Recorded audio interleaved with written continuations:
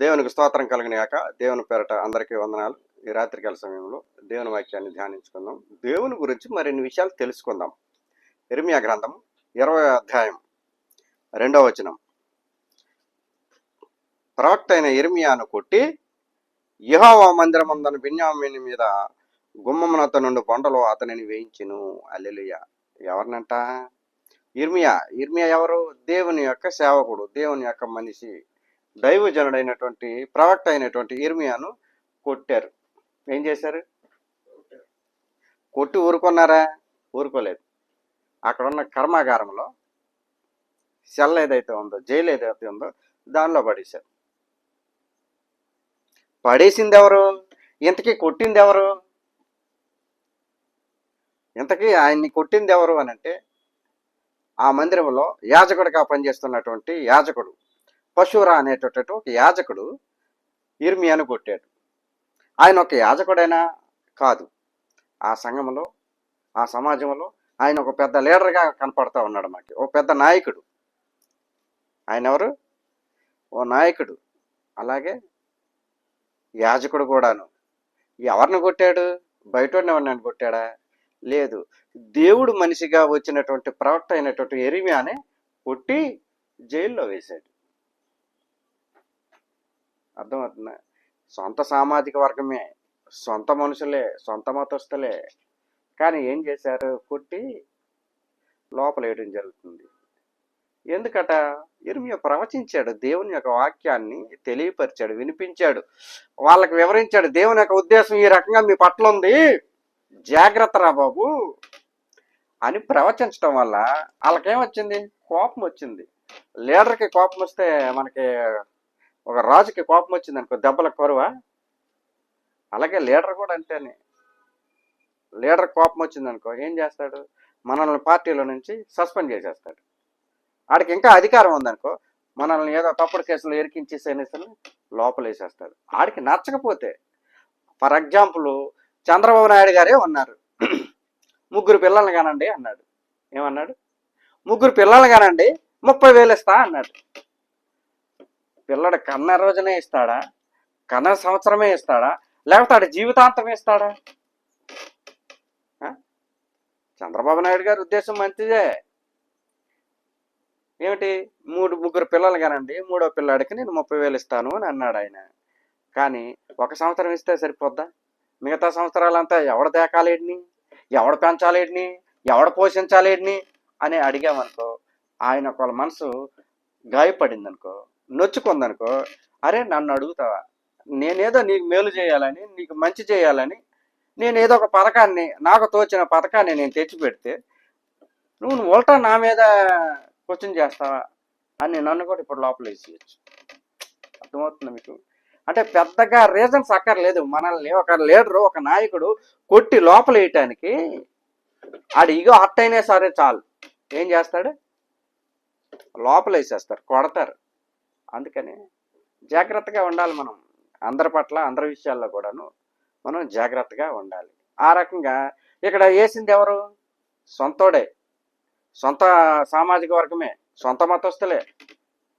యోదయ దేశంలో ఆ దేవుని పరిచర్య చేస్తున్నటువంటి ఆ యాజకుడు దేవుని పని మనిషిగా వచ్చినటువంటి, దేవుని పనివాడిగా వచ్చినటువంటి ఇర్మియాను ప్రవచించాడని, వాళ్ళకి వ్యతిరేకంగా ప్రవచించాడని ఏం చేశాడు? కొట్టి జైల్లో పడేశాడు. మతం చాలా ఘోరమైనది, గుర్తుపెట్టుకోండి. మతం ఘోరమైనది. అది అహంకారి. దాని మాట మనం వినాలే తప్పితే మన మాట అది ఎందు. ఏంటది? మతం అహంకారే కాదు, దురహంకారి అది. ఎగ్జాంపుల్, నిన్నగాక మొన్న ఒక ఇష్యూ జరిగింది మన ఆంధ్రాలోనూ, హైదరాబాద్లో ఒక స్టూడియోలో అనుకుంటాను. ఆయన రమణ దీక్షితులు ఎవరో ఉన్నారు కదా, ఆయన్ని ఒక డిబేట్లో ఓ సహోదరుడు, సొంత సామాజికమైన సహోదరుడే చెప్పుతో కొట్టాడు.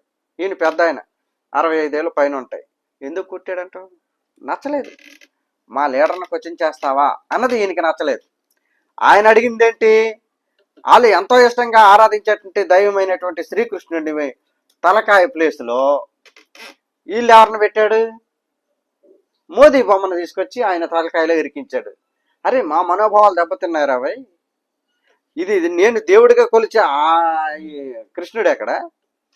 మీ పార్టీ నాయకుడు, మీ పార్టీ లీడరు, భారతదేశ ప్రధానమంత్రి ఈయన ఎక్కడ? ఈయన సామాన్య మానవుడు కదా, అలా ఎలా పెడతారు అని అన్న విషయానికి మొన్నటి వరకు క్రిస్టియన్స్ మీద పడి వాళ్ళని కొట్టడం తిట్టడం జరిగేది. ముస్లిమ్స్ పని అయిపోయింది, ఇంతకు ముందే వాళ్ళని కొట్టారు తిట్టారు అన్నీ అయిపోయినాయి. క్రిస్టియన్స్ మీద పడ్డారు. ఇప్పుడు ఏమన్నారు, ఎవరి మీద పడాలో ఎవరిని కొట్టాలో ఏం చేయాలో అర్థం కాక ఏం చేస్తున్నారు, సొంత మతస్థులే కోచింగ్ చేస్తే ఏం చేస్తున్నారు, వాళ్ళని కూడా కొడుతున్నారు. అంటే మతం ఎంత భయంకరమైనది మనం అర్థం చేసుకోవాలి. ఇక్కడ మతానికి మన తేడా ఉండదు. మతానికి వాడు పక్కోడు మీడు మనోడు అన్న ఇది ఉండదు. ఆ మతం ఏమంటే నేనేం చెప్తే నువ్వు అది చేయాలంతే, అంతేగాని నువ్వు చెప్పినట్టు నేను చేయను. మతం యొక్క మూల సిద్ధాంతం ఏంటంటే నేనే సుపీరియర్గా ఉండాలి, నేనే సుప్రీం, నేనేం చెప్తే మీరు అది చేయాలి తప్పితే మీరు చెప్పినట్టు నేను విన్నాం. నా దాంట్లో తప్పులున్నా సరే మీరు నన్ను క్వశ్చన్ చేయకూడదు. నా దాంట్లో తప్పులు దొరికినా సరే నేను అక్కడ తప్పు ఉందని సరి చేసుకుని అంటానికి లేదు మీకు. అది మతం యొక్క ఉద్దేశం ఆ రకంగా ఉంటుంది. అందుకే మతాల జోలికి పోకండి, మానవత్వంగా బ్రతకండి. ఇప్పుడు ఆయన కొట్టారు ఏముంది, అందరూ ఇప్పుడు ఏమనుకుంటారు సమాజంలో, ఇప్పుడు రెండుగా చీలిపోయే అవకాశం ఉంది కదా. సొంత సామాజిక వర్గమే, సొంత మతస్థులే ఆయన్ని కొట్టినప్పుడు ఏమవుతుంది, వాళ్ళు రెండుగా చీలిపోవటానికి అవకాశం ఉంది. అంటే మతం మనిషి యొక్క ఉద్దేశాలను దాటిపోతుంది. మనిషి ఆలోచనలు ఎలా ఉన్నాయంటే మతానికి అది ఎంతో దూరంలో ఉన్నాయి. కానీ మతం ఏమంటుంది, ఇక్కడే ఉండాలి, ఇలానే ఉండాలి, దానికోసం నిన్ను కొడతా, నిన్ను వెంటపడి కొడతా, నిన్ను వేధిస్తా, అవసరమైతే నేను లోపలేస్తా, జైల్లో వేస్తా అని మతం చెప్తా ఉంది. ఇక్కడ అదే పశురా అనేటువంటి వ్యక్తికి నచ్చలేదు. ఆ యాజకునికి ఇర్మియా చెప్పేట మాటలు నచ్చక ఏం చేశాడు, ఆయన్ని కొట్టి లోపలేయటం జరిగింది. ఎక్కడేశాడు, లోపల వేశాడు. ఎవరు, పశురా అనేటువంటి యాజకుడు ఇర్మియాని. ఇర్మియా చిన్నపిల్లాడేం కాదు, అప్పటికి దగ్గర 15-20 ఏళ్ళు దేవునితో నడిచి ఉన్నవాడై ఉండొచ్చు. ఆయన వయసు 40-50 ఉంటుందేమో నా అంచనా ప్రకారం. అటువంటి వ్యక్తిని పట్టుకొని కొట్టి లోపల వేశాడు. అర్థమవుతుందా మీకు? ఆయన చేసిన తప్పు ఏంటి, ప్రవచించాడు. దేవుని మాటను తన ప్రజలకు, యోధా ప్రజలకును యెరూషలేము నివాసులకును ప్రకటించమని దేవుడు ఏదైతే చెప్పాడో దానిని ఈయన ప్రకటించడం జరిగింది. అది నచ్చక ఏం చేశారు, ఇర్మియాను కొట్టి లోపలేశారు. ఇంతకీ ఇర్మియా ఏమని ప్రవచించాడు తెలుసుకుంటే అసలు ఎందుకు కొట్టారా అన్నది విషయం మనకు అర్థం అవుద్ది. 19వ అధ్యాయం 7వ వచనం.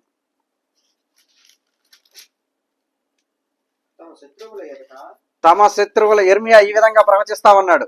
వింటున్నారా? ఇర్మియా ప్రవచిస్తున్నాడు ఈ విధంగా, తమ శత్రువుల ఎదుట ఖడ్గము చేతను తన ప్రాణములను తీయ వెదుకు వారి చేతను వారిని కూల చేసి ఆకాశ పక్షులకును భూజంతువులకును ఆహారముగా వారి కళేబరములను ఇచ్చి ఈ స్థలములోనే యోధా వారి ఆలోచనను యెరూషలేము వారి ఆలోచనను నేను వ్యర్థం చేసేదను.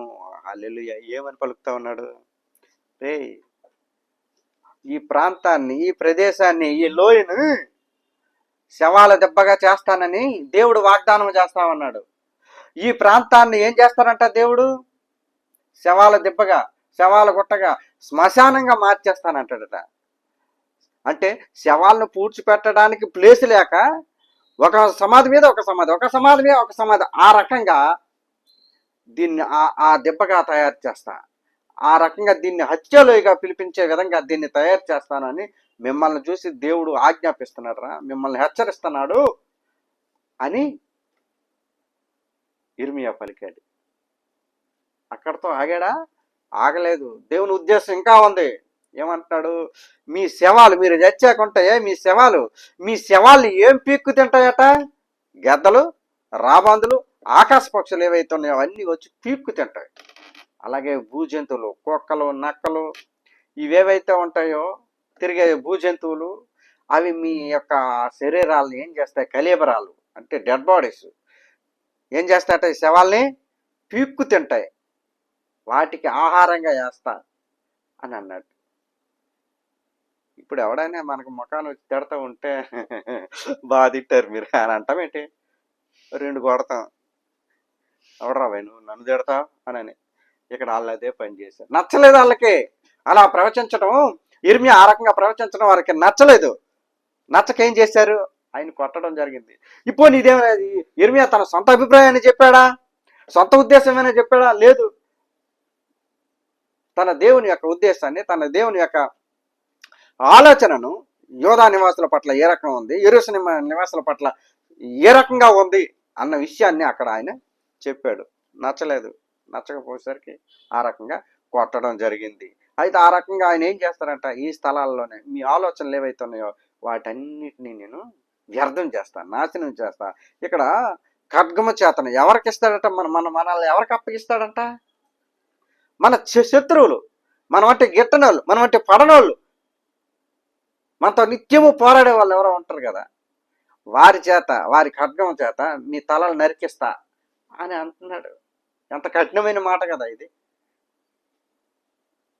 వాడి కత్తితో, మన శత్రువు కత్తితో మన తల నరకడం అంటే ఇది ఎంత కఠినమైనటువంటి మాట. అదే అన్నాడా? తర్వాత ఏమన్నాడు? అందులోనే మీ శత్రువులు ఎదుట తమ ప్రాణములను తీయ వెతుకు వారి చేతను. తమ ప్రాణాలను వెతికేవారు ఒక శత్రువులు వెతకరు. ఇప్పుడు రోజులు మారాయి, రోజులు తిరగబడ్డాయి. ఇప్పుడు భార్య భర్తకు శత్రువు అయిపోతుంది, భర్త భార్యకి శత్రువు అయిపోతున్నాడు, పిల్లలు తల్లిదండ్రులకు శత్రువులు అయిపోతున్నారు, తల్లిదండ్రులు పిల్లలకి శత్రువులు అయిపోతా ఉన్నారు, సొంత బంధువులకి శత్రువులుగా మారిపోతా ఉన్నారు. రోజులు మారాయి. అవునా? మారాయా లేదా? భార్యలను భర్తలు చంపేసుకుంటున్నారు, భర్తలను భార్యలు చంపేసుకుంటున్నారు, పిల్లలేమో తండ్రుల్ని చంపేస్తా ఉన్న రోజుల్లో ఉన్నాం మనం ఇప్పుడు. అంటే వాడు మన సమయం వాడు ఈ దేని కోసం ఎదురు చూస్తాడు? సమయం కోసం ఎదురు చూస్తాడు. మనల్ని చంపినోడు శత్రువే అవనక్కర్లేదు, సొంత మన ఇంటోడు కూడా మనల్ని చంపేయచ్చు. కాకపోతే సమయం కోసం వాడు ఎదురు చూస్తాడు.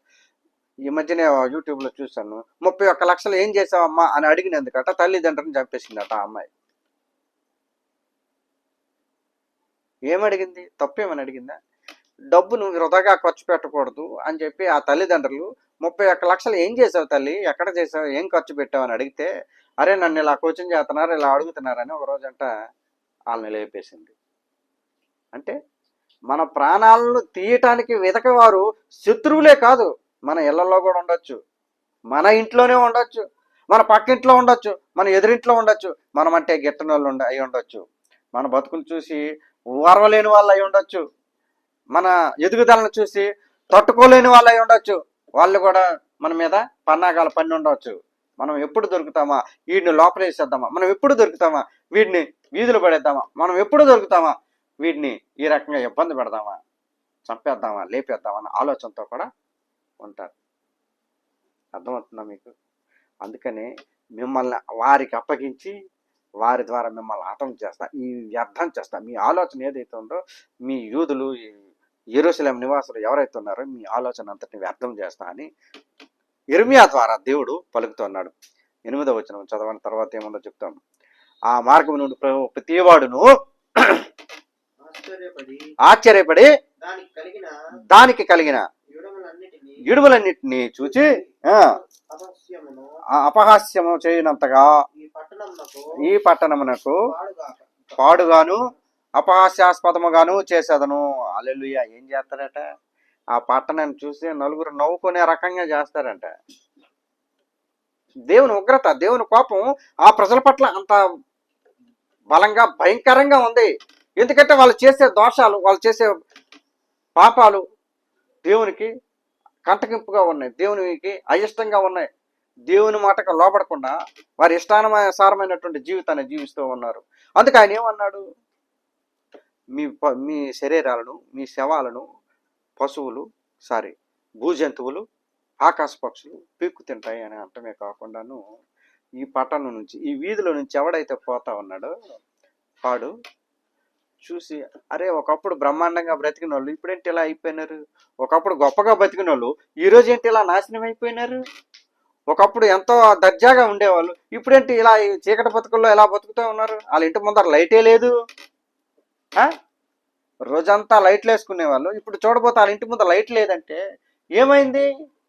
ఓ, అందుకే జాగ్రత్తరా. ఈ రోజున బాగుంది కదా, బతుకు బాగుంది కదా అని ఇష్టానుసారంగా వ్యవహరించకూడదు. ఈ రోజున పరిస్థితులు బాగున్నాయి కదా అని ఎవరిని పడితే వాడిని ఏది పడితే అది మాట్లాడకూడదు. ఈ రోజున మన పరిస్థితి ఈ రకంగా దేవుడు దిగ్విజయంగా నడిపిస్తున్నాడంటే ఆయనకే కృతజ్ఞతాస్థుతులు చెల్లిస్తూ ముందుకు సాగిపోవాలి తప్పితే నాకుంది కదా నా పొగరు చూపకూడదు అని వాక్యం ద్వారా సెలవిస్తా ఉన్నాడు.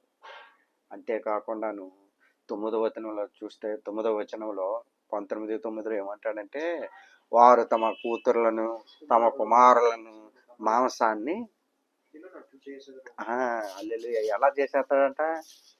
సొంత కుమారులు, కడుపును పుట్టిన కుమారులు, కడుపును పుట్టిన కూతుర్ల మాంసాలు పీకు తినేలా చేస్తా మిమ్మల్ని అంటే దేవుడు అంత కోపం మీద ఉన్నాడు యోధా రాజుల మీదను యెరూషలేము నివాసుల మీదను.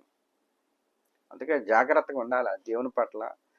దేవుడికి ఇష్టమైనది ఏదో ఎరిగి మనం జీవించాల, దేవునికి ఇష్టానికి అనుగుణంగా మనం వ్యవహరించాలి తప్పి మన ఇష్టాలకి అనుగుణంగా వ్యవహరించకూడదు. అలాగే అంతేకాకుండానట ఆ హింసలను బట్టి, ఆ కష్టాలను బట్టి, ఆ కన్నీళ్ళని బట్టి అంట అక్కడ తన చెలికాని తన దగ్గర ఉన్న పని వాళ్ళు అయితేనేమి చెనికాళ్ళు అయితే ఎవరైతే ఉన్నారో వాళ్ళ మాంసాన్ని తినేటట్టు చేస్తా అని ఇర్మియా పలికాడు.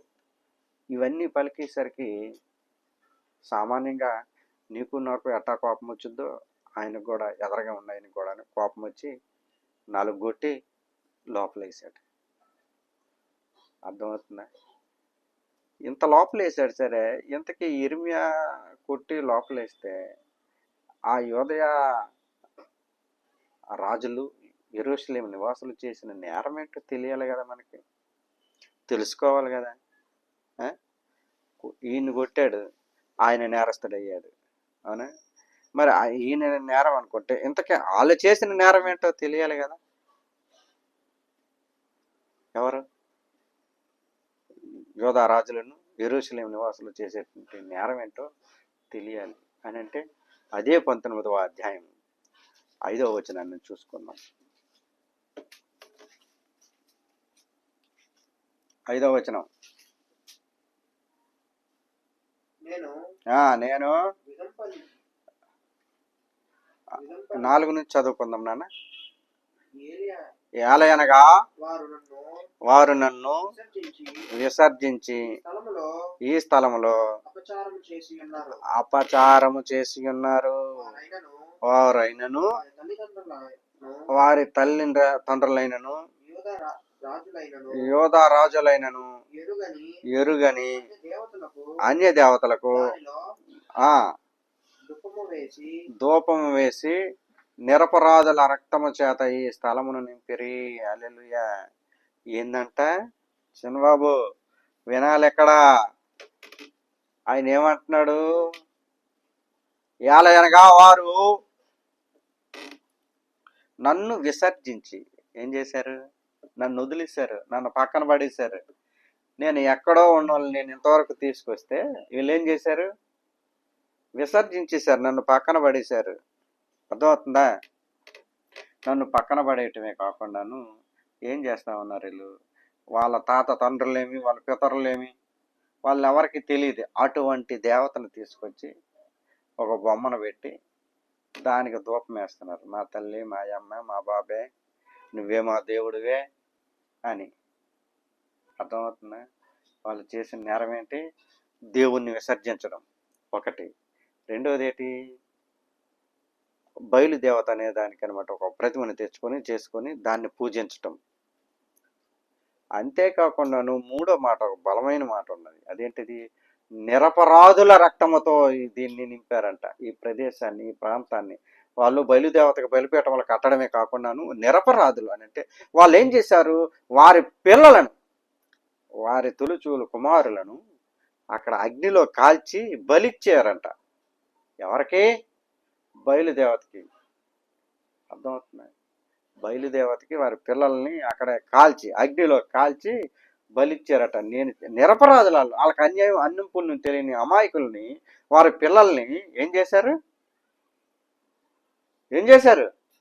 బలి ఇవ్వటం జరుగుతుంది, కాల్చటం, అగ్నిలో పెడేసి కాల్చటం జరిగింది అనమాట. అందుకనే దేవుడు కోపగించుకొని వాళ్ళ మీద ఆ రకమైనటువంటి ప్రవచనం పలకడం జరిగింది. ఆ రకమైనటువంటి ప్రవచనంతో ఇర్మియాను పంపించడం జరిగింది.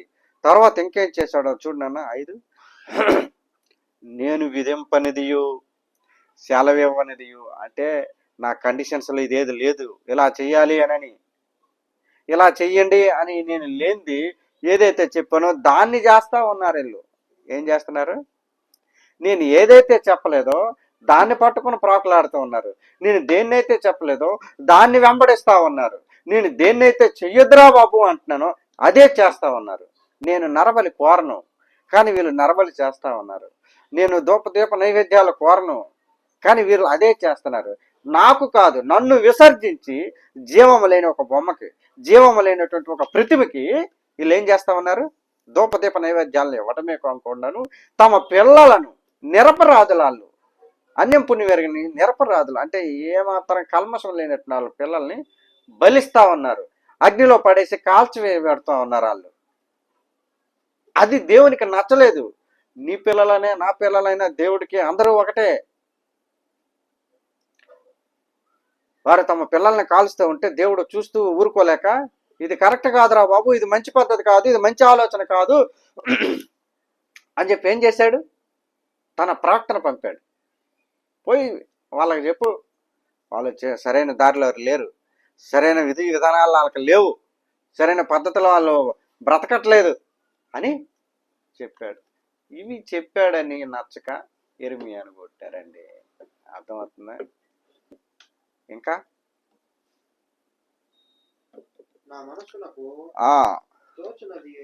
చాలా 6 చదువు. ఇందును బట్టి యెహోవా సెలవిచ్చినది ఏమనగా, రాబో దినములలో ఈ స్థలమును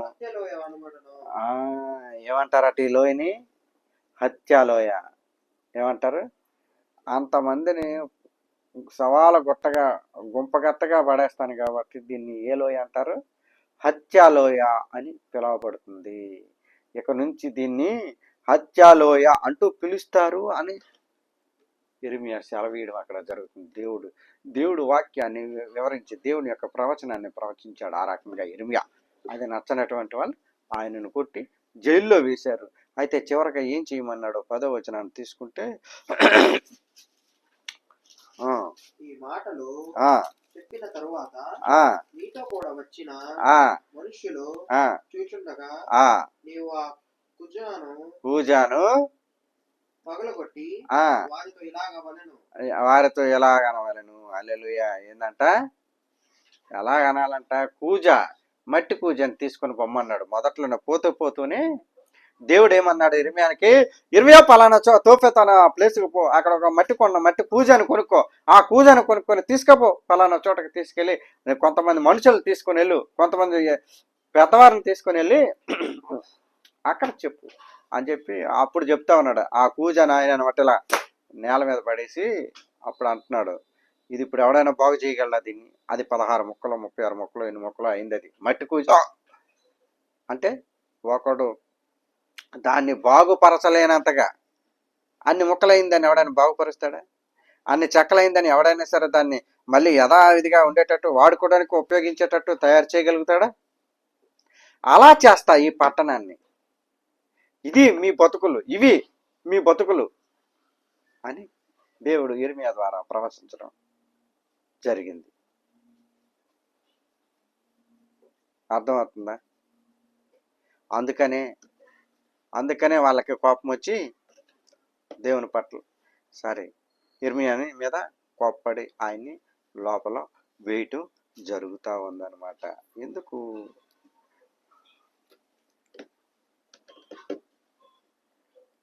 అది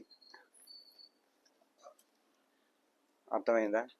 మనం ఎందుకు అంటే దేవుడు దేవుని ఉద్దేశం ప్రకారంగా మనం దేవుని చిత్త ప్రకారంగా నడుచుకోవాలి. ఒకటి, దేవుడు విగ్రహారాధన కోరడు. 2, 3 దేవుడు బలిని కోరడు. దేవుని చిత్తం మీద ఎరిగి జీవించాలి మనం. లేకపోతే ఏమైపోతాం? మనము కూడాను నాశనం అయిపోతాం. మనల్ని కూడాను ఆ రకమైనటువంటి శవాల దెబ్బగా ఏ రకంగా అయితే తోఫెతు లోయను చేస్తానన్నాడో, హత్య లోయను చేస్తానన్నాడో, మనము కూడా దాన్ని ఆపాదించుకోవాలి. ఇర్మియా తప్పు చేసాడు. ఈ నేటి తరం ప్రవక్తల్లాగా ప్రవచించి ఉండుంటే ఆయనకి ఎంచాక హాయిగా ఉండేదేమో. ఏమిటది? జూలై నెల మాసంలో మీ ఇంటి అందరికీ మేలు జరుగును అని ప్రవచించాడే అనుకో, చప్పట్లు కొట్టి ఆదరించేవాళ్ళేమో. ఈ జూలై 2వ వారంలో దేవుడు మీతో మాట్లాడును, మీ ఇంట్లో ఉన్న మీ అమ్మాయికి పెళ్లి చేయను అని ప్రవచించుంటే ఆయన హక్కును చేసుకుని మరొక 1000 రూపాయలు జేబులో పెట్టును. నేటి ప్రవక్తల మాదిరి కాదు కదా ఆయన సత్యదేవుని యొక్క ప్రవక్త. ఆయన సత్యదేవుని యొక్క సత్యాన్ని ప్రవచించడానికి వచ్చి ఏదైతే ఆయన ప్రవచించమన్నాడో అదే ప్రవచించాడు. నేటి ప్రవక్తల మాదిరిగా, నేటి బోధకుల మాదిరిగా లేనిదాన్ని కల్పించుకొని దేవుడే పంపించాడు అన్న సిద్కియా లెవెల్లో మాట్లాడినట్టు లేరు.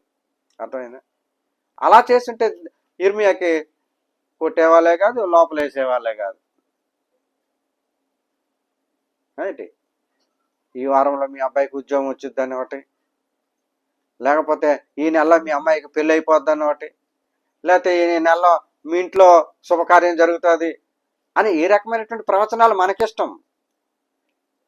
కానీ మనకిష్టమని దేవుడు చెప్పని విషయాల గురించి మనం చెప్పలేం కదా. ఇలా ప్రవచించుంటే ఇర్మియాను కొట్టేవాడా ఏంటి పశురా? ఆయన దేవుని వాక్యాన్ని ప్రవచనాన్ని ప్రవచించాడు కాబట్టి కొట్టాడు. అర్థమవుతుందా? వీళ్ళంతా దేవుని కోసం బ్రతికిన వాళ్ళు, దేవుని మార్గంలో బ్రతికిన వాళ్ళు, దేవునితో బ్రతికిన వాళ్ళు. ఇర్మియా తన ప్రజల కోసం ఏడ్చాడు ఎన్నో మార్లు. తన ప్రజల బాగోగుల కోసం నాశనం అయిపోతున్నారే, చెడిపోతున్నారే, పాడైపోతున్నారే అని. అందుకే ఈయన కన్నీటి ప్రవక్త అన్న పేరు కూడా ఇర్మియాకు ఉంది. ఏ ప్రవక్త అంట? తన ప్రజల కోసం కన్నీరు కార్చిన ప్రవక్త ఎవరైనా ఉన్నారంటే ఇర్మియా ముందు వరుసలో ఉంటాడు. అతి చిన్న వయసులోనే దేవుడు ఈయన్ని ప్రవక్తగా ఎన్నుకున్నాడు.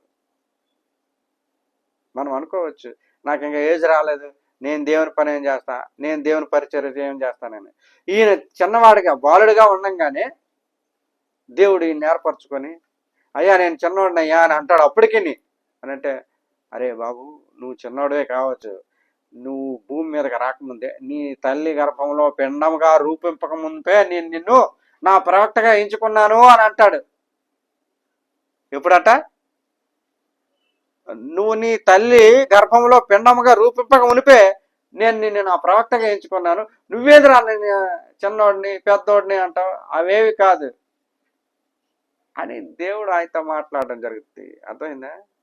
దేవుడు ఆ రకమైనటువంటి ఉద్దేశాలను మన పట్ల అంటే ఆయనకు ఒక ప్రణాళిక ఉంటుంది.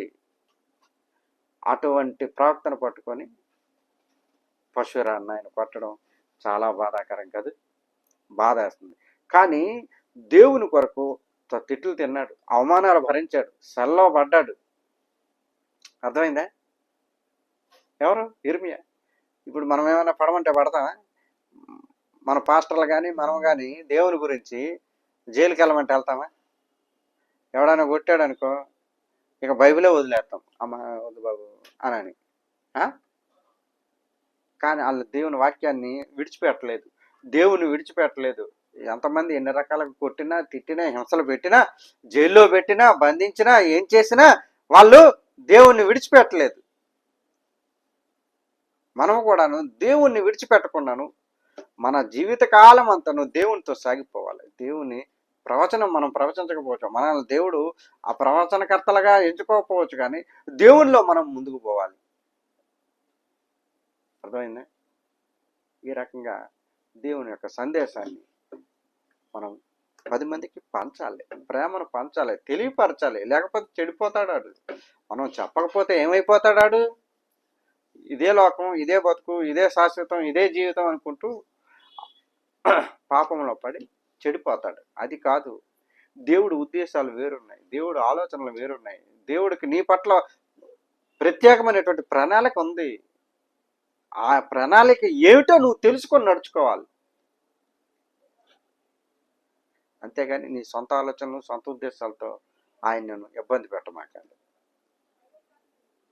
ఇర్మియా ఆ రకంగా ఇబ్బందులు పడినా కూడాను దేవుణ్ణి విడిచిపెట్టలేదు, దేవుని వాక్యాన్ని విడిచిపెట్టలేదు. దేవునితోనే ఉన్నాడు, దేవుని సేవ చేస్తూనే ఉన్నాడు, దేవుని ప్రవచనాలను ప్రవచిస్తూనే ఉన్నాడు. అటువంటి ఇర్మియా వంటి భక్తులు, ఇర్మియా వంటి ప్రవక్తలు మరింతమంది మనకు కావాలి, రావాలి. అటువంటి వారి కోసం ప్రార్థన చేద్దాం. తలదించుకుందాం.